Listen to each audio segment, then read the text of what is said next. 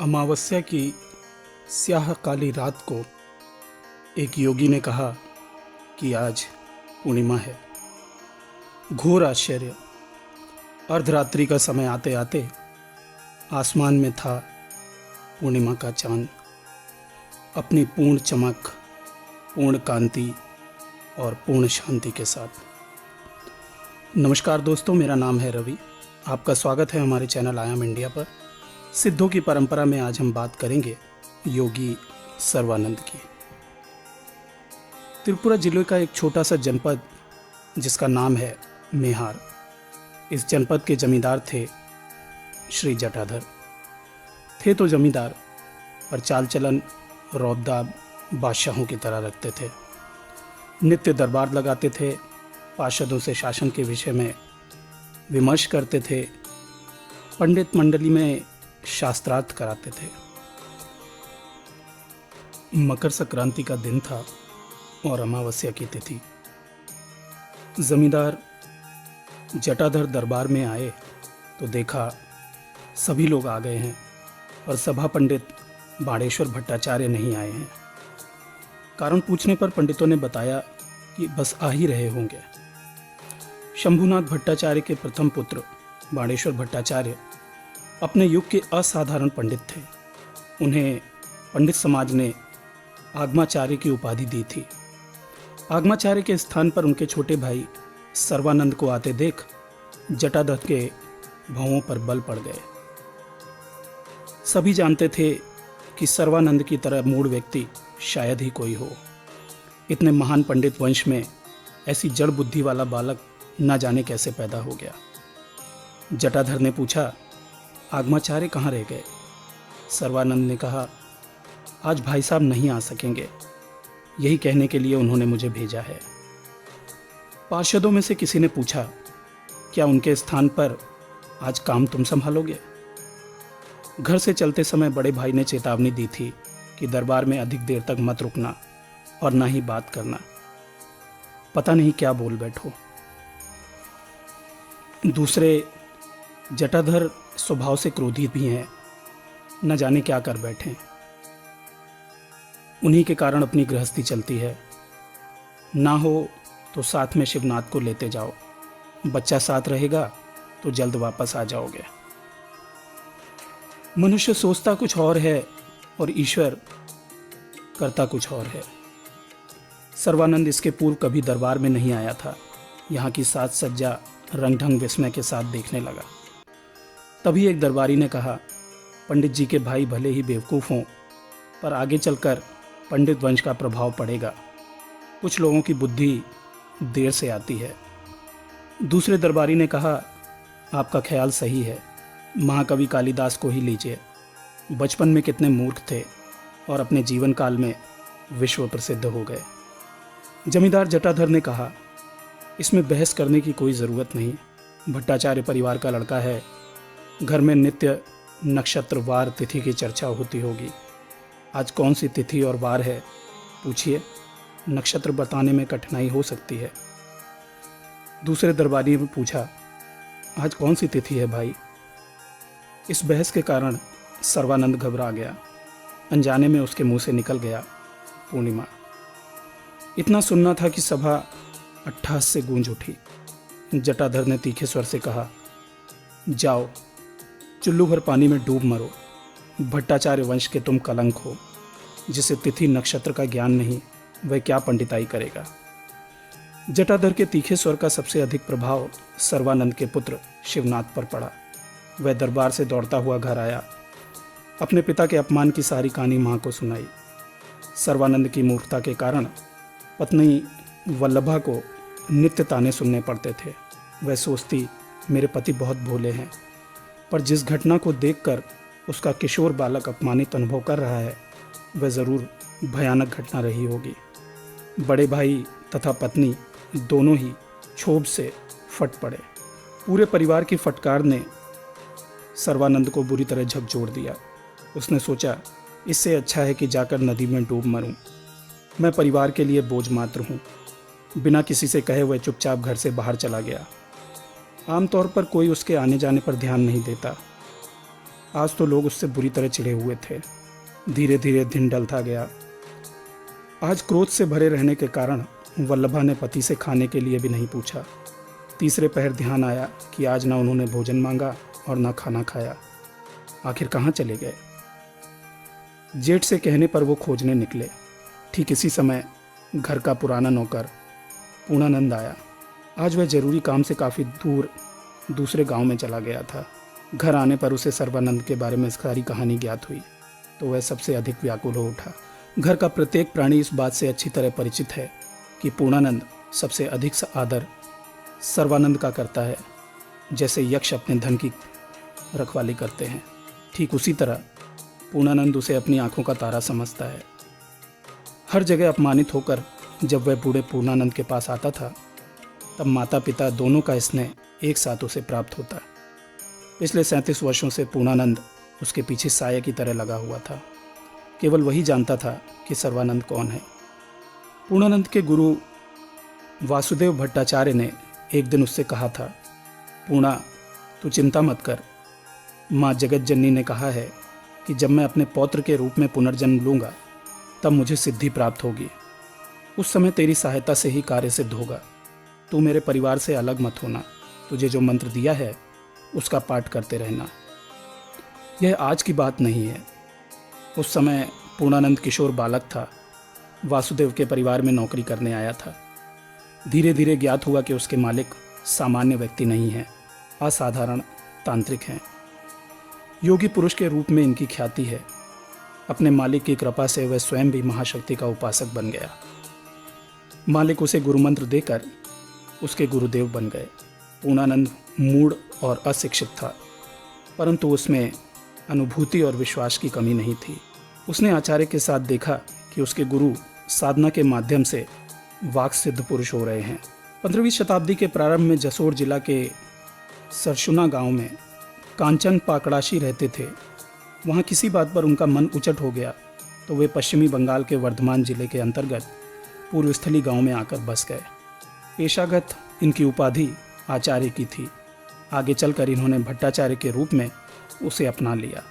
कांचन पाकड़ाशी के पुत्र वासुदेव भट्टाचार्य हुए। भट्टाचार्य परिवारों में संस्कृत पठन पाठन की परंपरा है। बंगाल में भट्टाचार्य ही कुल पुरोहित एवं राज्य के द्वार पंडित होते हैं।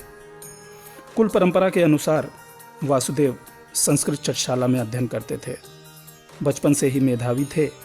अपनी प्रतिभा के कारण जल्द ही पूर्व स्थली के विद्वानों में इनकी धाक जम गई, लेकिन इससे वासुदेव को प्रसन्नता नहीं हुई। विद्वता का प्रदर्शन करना उन्हें पसंद नहीं था। वे सत्य की खोज में जुट गए। शक्ति मंत्र में दीक्षित होने के बाद उनके मन में यह भावना उत्पन्न हुई कि एक बार प्रत्यक्ष रूप से मुझे जगत माता के दर्शन हो जाएं। कठोर साधना से यह संभव है। यह सोचकर वासुदेव निरंतर आहार निद्रा त्याग कर साधना में दत्तचित्त हो गए। स्वामी की यह हालत देखकर पूर्णानंद ने गृहस्थी का सारा भार अपने ऊपर ले लिया। देवी की कृपा अगर उसके स्वामी पर हो जाए तो उसे भी दर्शन मिल जाएगा। भक्त की साधना से देवी का आसन डोल उठा। वे भक्त पर प्रसन्न हुई। वासुदेव की एकनिष्ठ उग्र साधना सफल हुई। उनका अंतर एक अपूर्व आनंद से उद्भासित हो उठा। उनकी चेतना से सहस्त्र चंद्र प्रभा प्रकाशित हो उठी। उस प्रकाश के भीतर ये देवी की वाणी प्रस्फुटित हुई, वत्स, धैर्य रखो, अभी समय नहीं आया है। मेहार में तुम्हारे वंश का एक युवक सिद्धि लाभ करेगा। उसे इष्ट देवी दर्शन होंगे। इस आकाशवाणी को सुनते ही वासुदेव का हृदय आनंद से उछल पड़ा। अवर्णनीय उत्साह से वे परिपूर्ण हो उठे। लगा जैसे उनकी सारी तपस्या सफल हो गई। इतना वे समझ गए थे कि मेरी साधना का फल मेरे ही वंशधर को मिलेगा। इष्ट देवी उसे दर्शन देंगी। इसका अर्थ यह हुआ कि उनका वंश साधकों का वंश होगा। लेकिन यह दर्शन मेहार में होगा। यह मेहार किस जिले के किस स्थान का नाम है, मेहार का क्या महत्व है, हर परिचित अपरिचित से वे पूछते रहे कि मेहार नामक स्थान कहाँ है। कोई भी उनके इस प्रश्न का जवाब नहीं दे सका। उनकी आकुलता बढ़ती गई। कम से कम निर्माण के पूर्व एक बार वे उस पवित्र भूमि को देख लेना चाहते थे जहाँ उनके वंशधर को सिद्धि मिलेगी। अंत में उन्होंने निश्चय किया कि अब पर्यटन करूँगा। शायद कभी किसी मेहार निवासी से भेंट हो जाए और वह उस स्थान के बारे में बता सके। पूर्णानंद को साथ लेकर एक दिन वे कामाख्या देवी दर्शन करने आए। यह दैवयोग था कि उन्हीं दिनों मेहार के भूस्वामी शिवानंद देवी दर्शन करने आए थे। चारों ओर दर्शनार्थी कलरव कर रहे थे। वासुदेव दूर एक वृक्ष के नीचे चुपचाप बैठे जगन माता के चिंतन में निमग्न थे। उनके चेहरे से एक प्रकार की ज्योति निकल रही थी। इस तपोनिष्ठ ब्राह्मण को देखते ही शिवानंद आकृष्ट हुए। संभवतः कामाख्या देवी की प्रेरणा से ही वासुदेव आचार्य के प्रति आकर्षित हुए थे। शिवानंद स्वतः इनके निकट आए और प्रणाम किया। वासुदेव ने हाथ उठाकर आशीर्वाद दिया और पूछा, कहाँ से आ रहे हो भगत? शिवानंद ने कहा, मेहार से। मेहार से? वासुदेव के हृदय में रक्त का उबाल आ गया। प्रसन्नता की उत्तेजना से वे चौंक उठे। मेहार की तलाश में वे अब तक न जाने कहाँ कहाँ भ्रमण कर चुके थे। आज वही मेहार उनके निकट, उनकी आंखों के सामने उपस्थित था। उनके स्वप्नों का मेहार, उनकी साधना भूमि, जहाँ उनके वंशधर को साधना करनी है, जहाँ देवी दर्शन देंगी, जहाँ उनकी मनोकामना पूरी होगी। अपने को संयत करते हुए वासुदेव ने कहा, अच्छा हुआ कि आप मिल गए। पिछले कई दिनों से कामाख्या देवी की कृपा से मेहार के बारे में चिंतन कर रहा था। मैं वहाँ निवास करना चाहता हूँ, कोई व्यवस्था हो सकती है? योगी की बातें सुनकर शिवानंद विस्मय से उनकी ओर देखने लगे। देवी की कृपा से कह उठे, आप जैसे साधक को मेहार अपने यहाँ स्वागत करने में गौरव का अनुभव करेगा। मैं आपके निवास की पूरी व्यवस्था कर दूंगा। आपके आगमन से मेहारवासी धन्य हो उठेंगे। योगी के ज्ञान की परीक्षा लेने के लिए शिवानंद ने धर्म चर्चा आरंभ की। शिवानंद को अपने अध्ययन पर बड़ा गर्व था। थोड़ी ही देर में उन्हें आभास हो गया कि यह व्यक्ति असाधारण है। आज तक इसे कोई पहचान नहीं सका। यह सौभाग्य की बात है कि आज उन्होंने इन्हें पहचान लिया। संक्षिप्त बातचीत करने के बाद वासुदेव मेहार रवाना हो गए। मेहार आकर वे कई दिनों तक चारों ओर घूमते रहे। डाकातिया नदी के किनारे घना जंगल, शायद यहाँ प्राचीन काल में ऋषि मुनि तपस्या करते रहे होंगे। साधना करने लायक यह उपयुक्त भूमि है। जंगल के भीतर वे काफ़ी दूर तक चले गए। इस स्थान पर देवी उनके वंशधर को दर्शन कहाँ पर देंगी, यह प्रश्न अभी भी उनके मन में घूम रहा था। मेहार में वासुदेव सपरिवार बस गए। शिवानंद को जैसे स्वर्ण मिल गया। वासुदेव को साधना करने के अलावा जितना समय मिलता, उसमें शिवानंद से धर्म विचार विमर्श करते। शिवानंद के दरबार के वे सभा पंडित नियुक्त हुए। पूर्णानंद शूद्र जाति का था। पहले वासुदेव उसके हाथ का पानी नहीं पीते थे।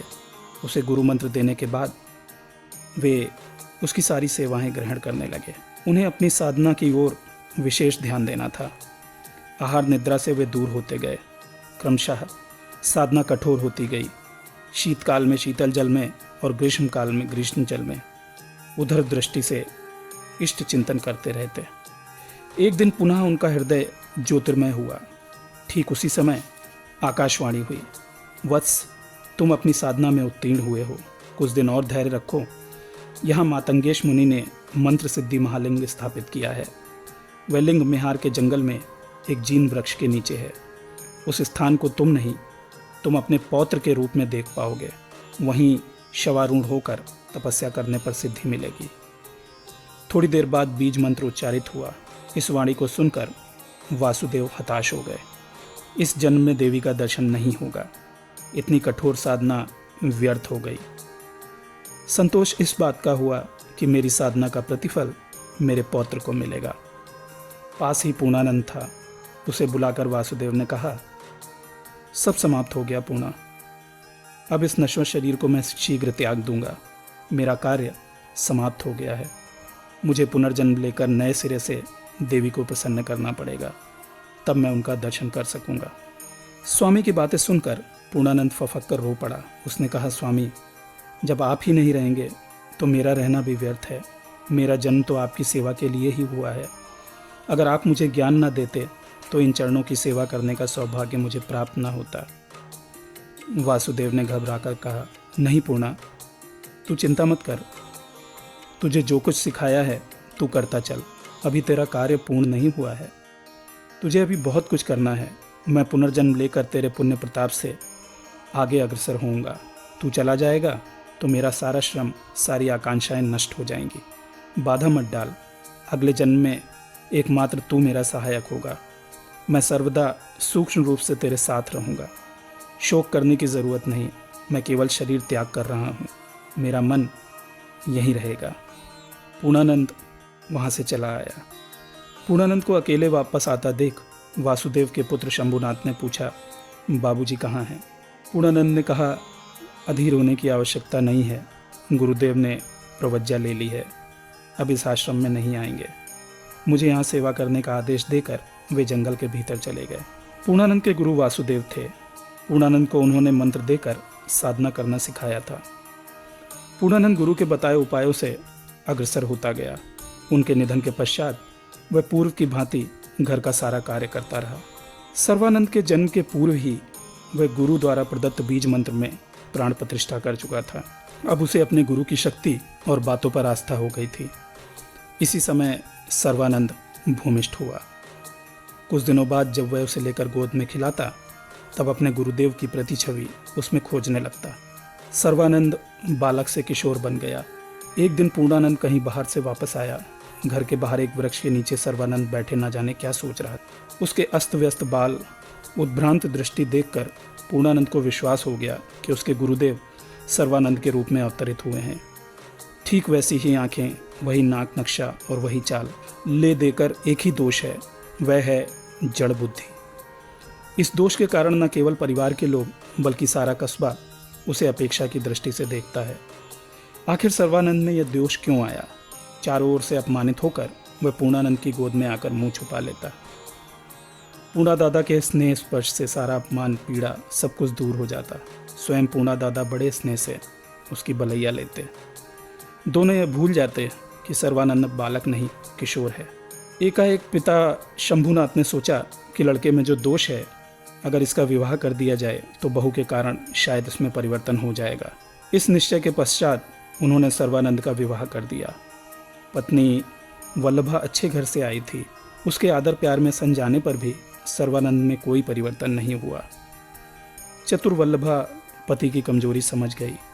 भाग्य का परिहास समझकर वह अपने पति को झेलने लगी। इसके अलावा और कोई उपाय भी नहीं था। इसी बीच वह एक पुत्र का पिता बन गया।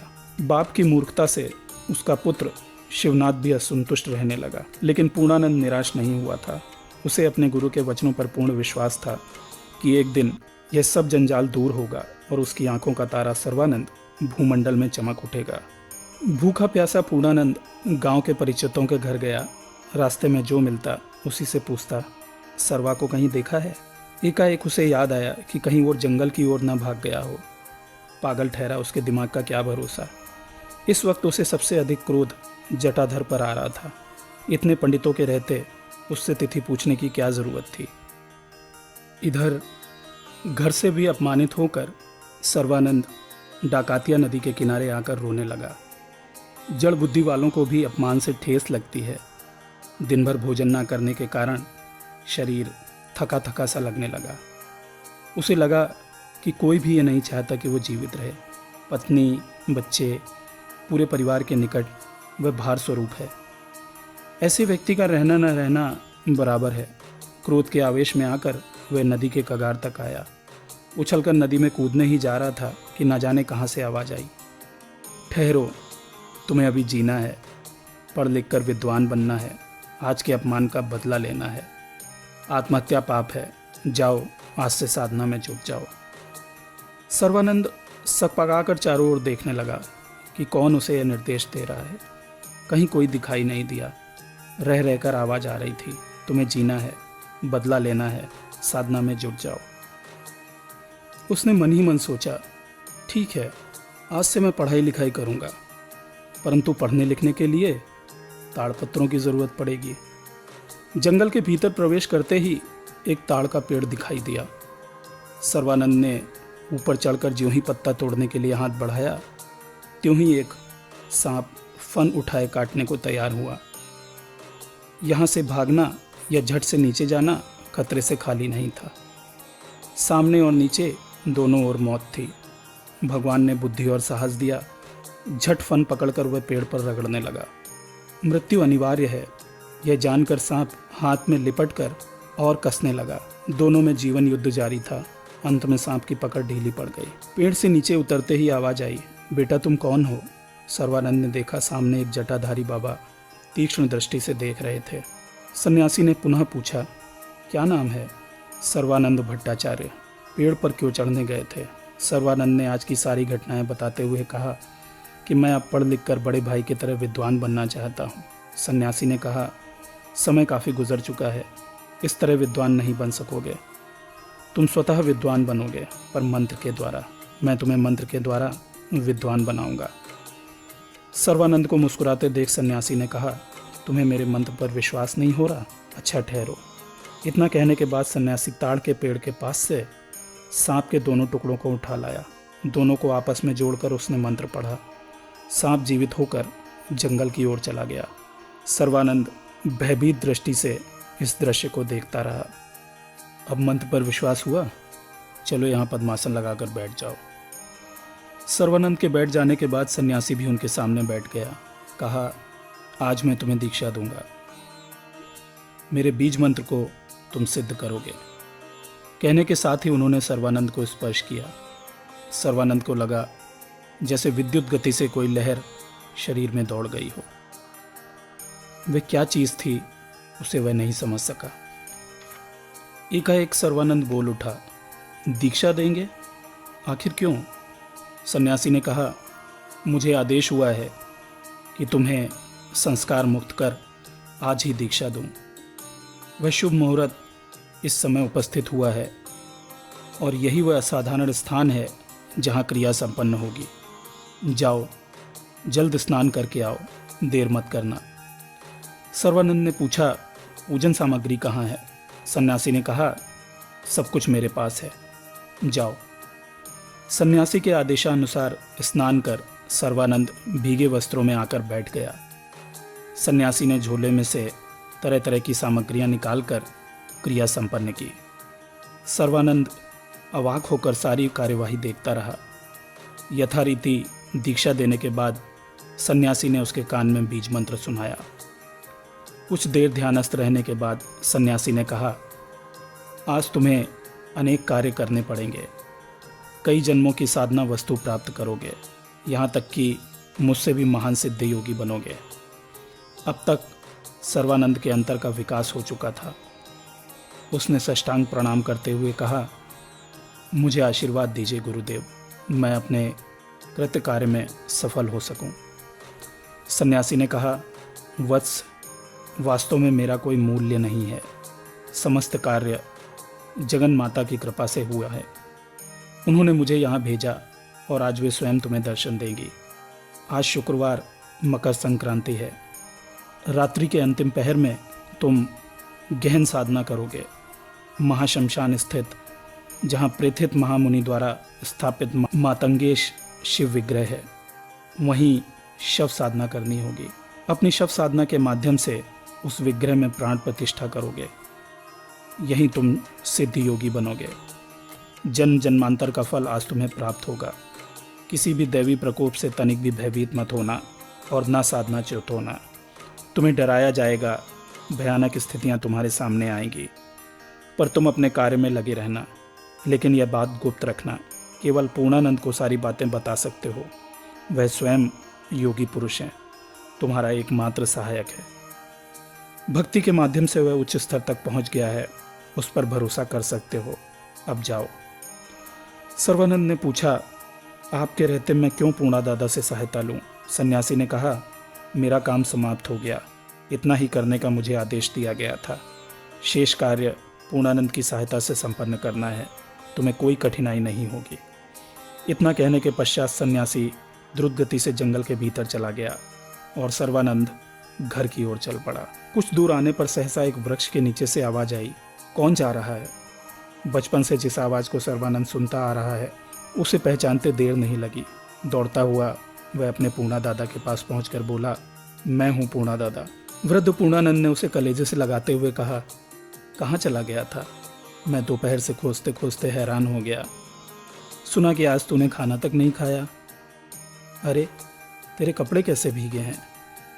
सर्वानंद ने आज की सारी घटनाएं विस्तार से कहते हुए पूछा, अब क्या करना होगा? सर्वानंद की बातें सुनते ही पूर्णानंद की आंखें चमक उठी। आज के पहले सर्वानंद कभी इस ढंग से बातें नहीं करता था, बिल्कुल बोधा लगता था।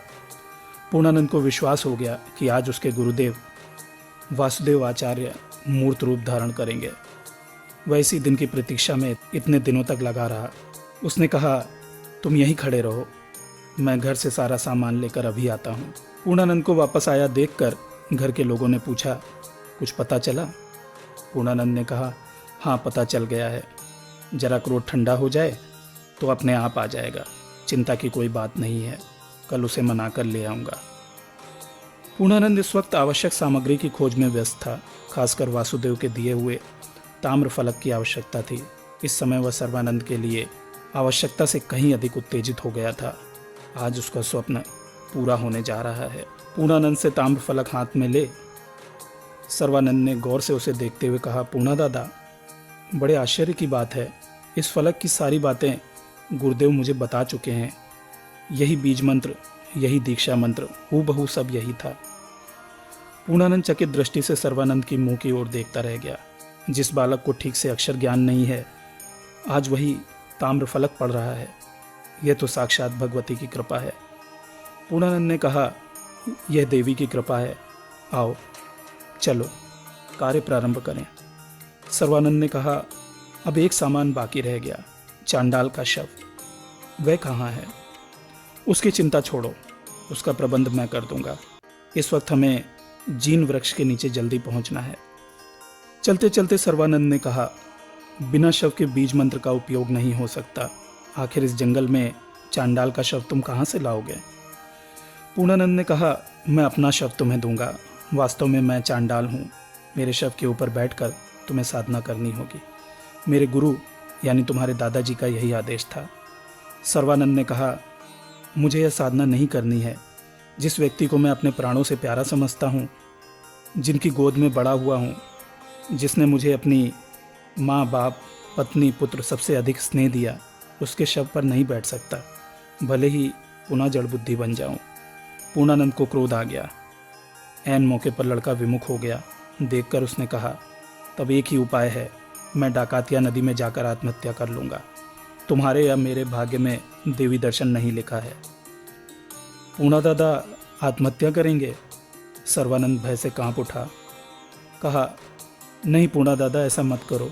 तुम जो कहोगे वही करूँगा, पर तुम अगर मर गए तो मैं कैसे जीवित रहूँगा? पूर्णानंद ने कहा, उसकी चिंता छोड़ो, पहले काम शुरू करो। यह याद रखना कि इस साधना में अनेक विघ्न उत्पन्न होंगे। भूत प्रेत तथा अमानवीय जीव डरावनी स्थितियाँ उत्पन्न करेंगे, पर डरना मत। अगर चूक जाओगे तो मर जाओगे। शव पर से तब तक मत उतरना जब तक देवी प्रत्यक्ष रूप में आकर दर्शन न दे दें। जब देवी वरदान मांगने को कहें तो कहना कि पूर्णा दादा से पूछिए। इतना कहने के बाद पूर्णानंद योगासन लगाकर बैठ गया। थोड़ी देर बाद उसकी प्राणवायु निकल गई। मंत्रोच्चार के बाद सर्वानंद पूर्णा दादा के शव पर बैठ गया। बीज मंत्र का जाप प्रारंभ हुआ। चारों ओर अंधियारी रात, दूर डाकातिया नदी कलकल ध्वनि करते हुए बह रही थी। एकाएक तेज आंधी आई, फिर बिजली चमकने लगी। विद्युत के प्रकाश में अनेक हिंसक जंतुओं का उपद्रव प्रारंभ हुआ। पास का एक वृक्ष जड़ से उखड़ कर गिर गया। दूर से आग की एक लहर पास आती गई। चमगादड़, उल्लू, कुत्ते, बिल्ली तथा श्रृंगालों के चीत्कार से वातावरण भयानक हो उठा। साधक का कलेजा पीपल के पत्ते की तरह कांपने लगा। इन भयानक दृश्यों को देखकर वह जोर जोर से बीज मंत्र का पाठ करने लगा। भोर के पहले एक अपूर्व प्रकाश संपूर्ण जंगल में फैल गया। चारों ओर से अपूर्व सुगंध आने लगी। मधुर कंठ से आवाज आई, वत्स आंखें खोलो, भय का अवसान हो चुका है, तुम्हारी साधना पूर्ण हुई। सर्वानंद प्रत्यक्ष रूप से देवी को देखकर विस्मय से भयाक्रांत हो उठा। माँ, जगदम्बे, मेरी माँ, तुम आ गई। पूर्णा दादा, माँ आ गई। पूर्णा दादा की ओर से कोई जवाब ना पाकर सर्वानंद व्याकुल हो उठा। देवी ने कहा, वर मांगो वत्स, तुम्हारे कई जन्मों की साधना आज पूर्ण हुई है। तुम आज से नियत पुत्र हो गए हो। अब से जो इच्छा करोगे वही प्राप्त करोगे। सर्वानंद ने गदगद होकर कहा, माँ, मैंने तो आपका दर्शन पाकर सब कुछ पा लिया, अब मेरे पूर्णा दादा को इच्छित वर दे दीजिए। जगन माता मधुर मुस्कुराहट के साथ बोली, तथास्तु।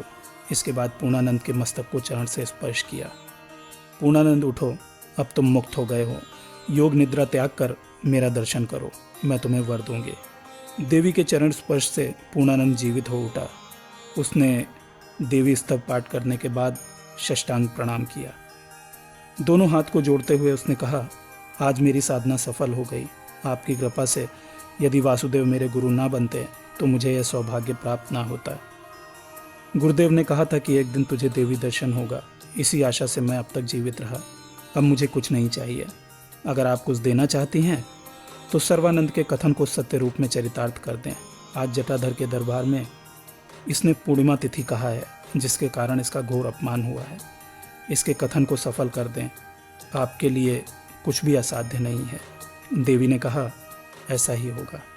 इतना कहकर वे अंतर्ध्यान हो गईं।